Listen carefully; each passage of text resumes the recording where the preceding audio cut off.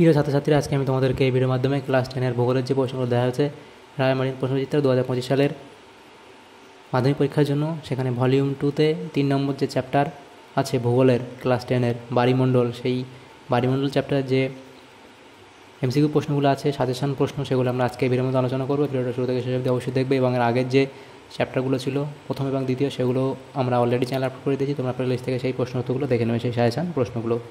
তো দেখো, আজকে তৃতীয় অধ্যায়, সেখানে বাড়িমণ্ডল, যেখানে দুটো পার্ট করা হয়েছে। 3.1 সমুদ্রের স্রোতের ধারণা এবং সমুদ্র স্রোত সৃষ্টির কারণ। এখানে বহু বিকল্প ভিত্তিক প্রশ্ন, প্রতিটি প্রশ্নের মান 1। প্রথম প্রশ্ন বলা আছে সমুদ্র স্রোত সৃষ্টি নির্ভর করে বায়ু প্রবাহের ওপরে। অনুরূপ প্রশ্ন ছিল কি, সমুদ্র স্রোত সৃষ্টির জন্য প্রধানত দায়ী, এটা হবে বায়ু প্রবাহ, অপশান খ। অথবা দিয়ে প্রশ্ন ছিল কি, সমুদ্র স্রোতের সৃষ্টির প্রধান কারণ হলো, এটা হবে বায়ু প্রবাহ।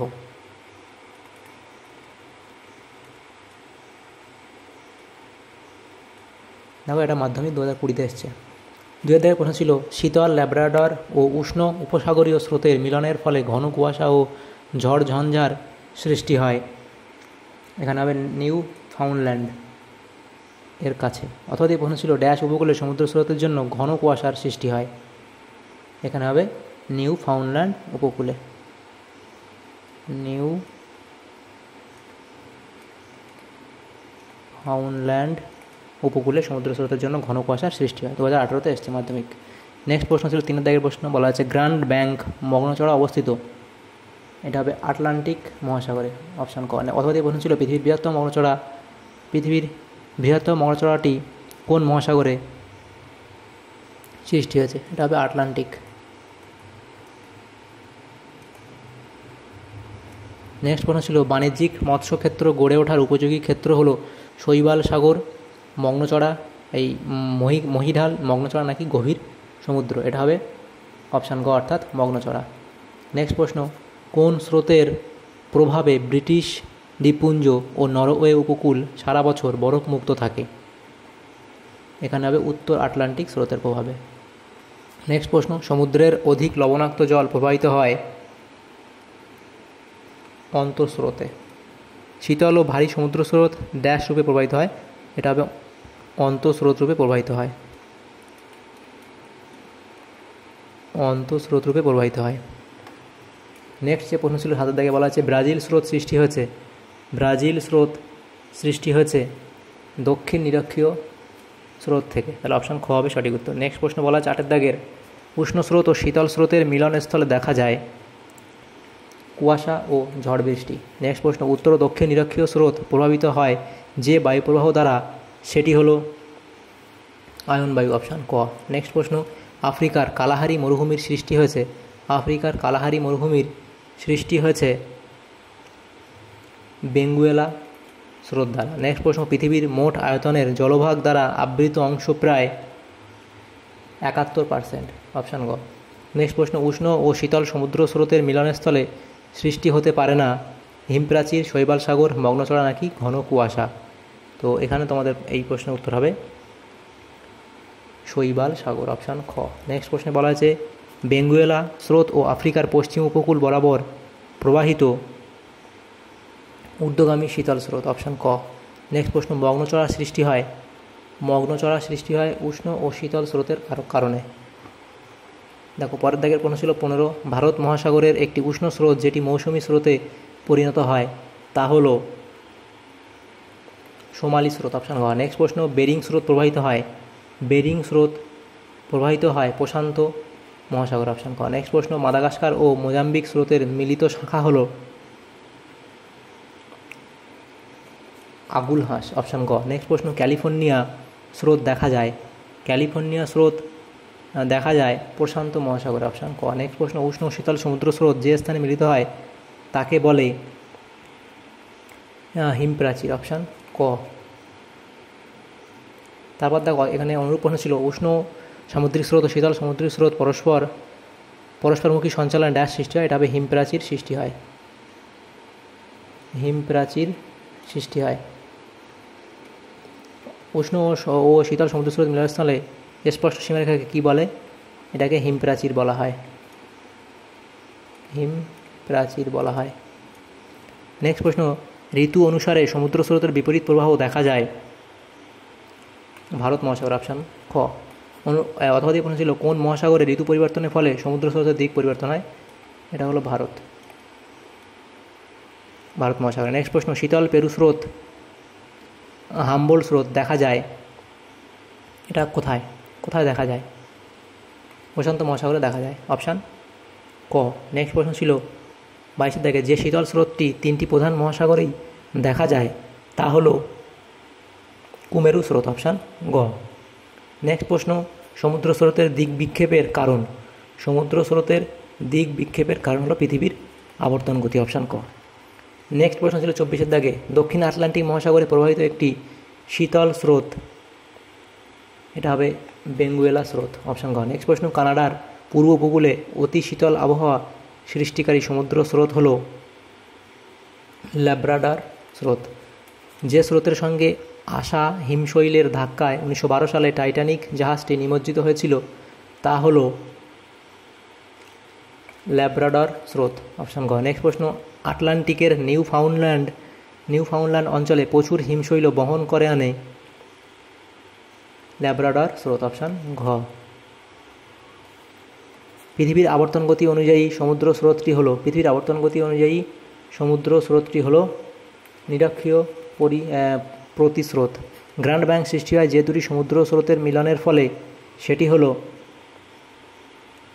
এখানে হবে উপসাগরীয় ও ল্যাব্রাডর স্রোত। নেক্সট প্রশ্ন, ব্রিটিশ দ্বীপপুঞ্জের কাছে অবস্থিত ডগার্স ব্যাংক নামক মগ্নচড়াটির সৃষ্টি হয়েছে উত্তর সাগরে, অপশান গ। নেক্সট প্রশ্ন ছিল, সাহারা মরুভূমি সৃষ্টিতে পরোক্ষভাবে সাহায্য করে ক্যানারি স্রোত, অপশান খ। তাহলে দেখো এখানে 3.1-এ সমুদ্র স্রোত ধারণা ও সমুদ্র স্রোত সৃষ্টির কারণ, এখানে যে প্রশ্নগুলো ছিল সেগুলো আলোচনা করলাম। নেক্সট দেখো 3.2, সেখানে ছিল জোয়ার ভাটা। এই জোয়ার ভাটার মধ্যে বহু বিকল্প ভিত্তিক প্রশ্ন, প্রতিটি প্রশ্নের মান 1। প্রথম প্রশ্ন কী বলা হয়েছে দেখো, কোন স্থানের মুখ্য জোয়ার ও গৌণ জোয়ারের মধ্যে সময়ের ব্যবধান কত? এটা হবে 12 ঘন্টা 26 মিনিট, অপশান খ। নেক্সট প্রশ্ন, মরা কোটাল হয় অষ্টমী তিথিতে, অপশান গ।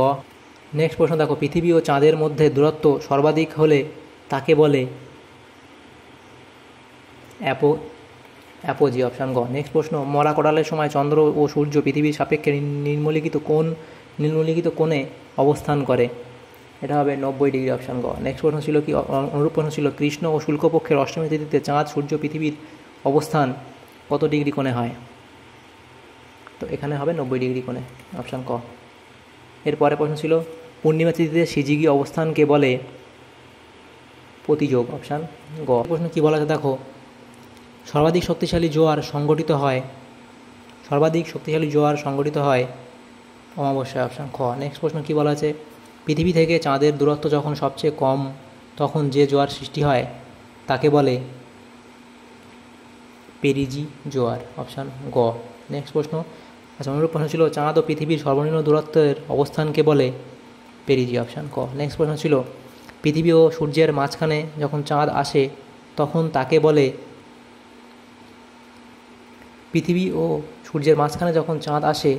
তখন তাকে বলে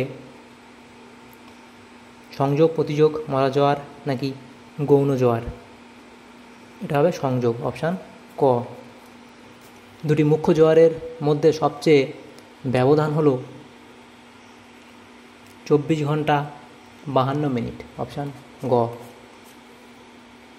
এখানে অনুরূপ প্রশ্ন ছিল, একই স্থানে দুটি গৌণ জোয়ারের মধ্যে সময়ের ব্যবধান কত?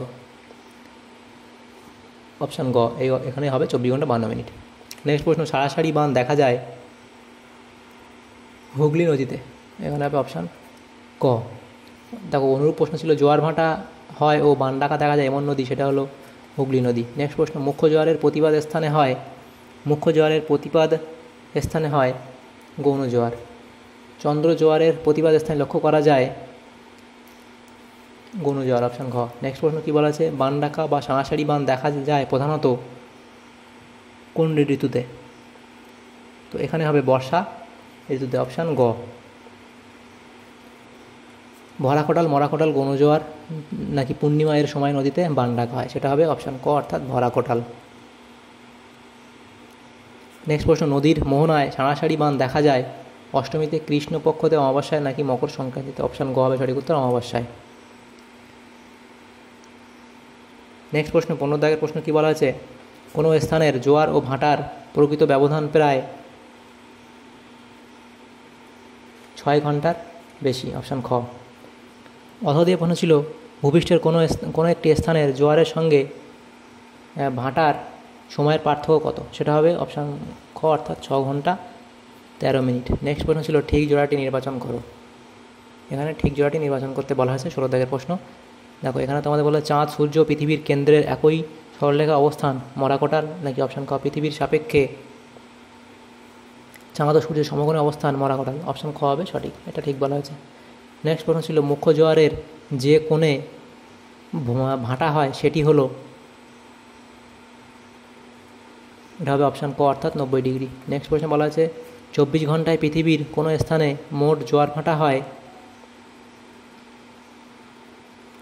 কতবার? এটা হবে 4 বার। অপশান খ, 4 বার।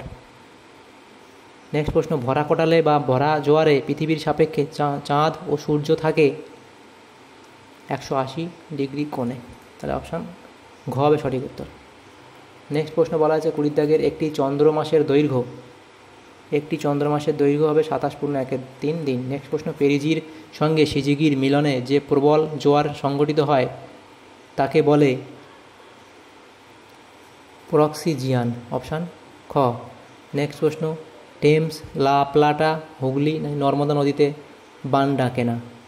এটা হবে অপশান ঘ, অর্থাৎ নর্মদা নদীতে বান ডাকে না। তাহলে দেখো এখানে বায়ুমণ্ডল যে চ্যাপ্টার ছিল 3য় অধ্যায়, সেখানে দুটো পার্ট ছিল, 3.1 এবং 3.2। সেখানে সমুদ্র স্রোতের ধারণা এবং সমুদ্র স্রোত সৃষ্টির কারণ, এবং ছিল কি 3.2 এর জোয়ার ভাটা। তো এগুলোর মধ্যে যে এমসিকিউ টাইপ প্রশ্নগুলো সাজেশন দেওয়া হয়েছিল সেগুলো আমরা আলোচনা করলাম এই ভিডিওর মাধ্যমে। যদি তোমাদের সামনে উপকার এসে থাকে তো অবশ্যই লাইক করবে, আর চ্যানেল অবশ্যই চ্যানেলটা সাবস্ক্রাইব করে পরবর্তী চ্যাপ্টারের প্রশ্ন উত্তরগুলো পাওয়ার জন্য। Thanks for watching.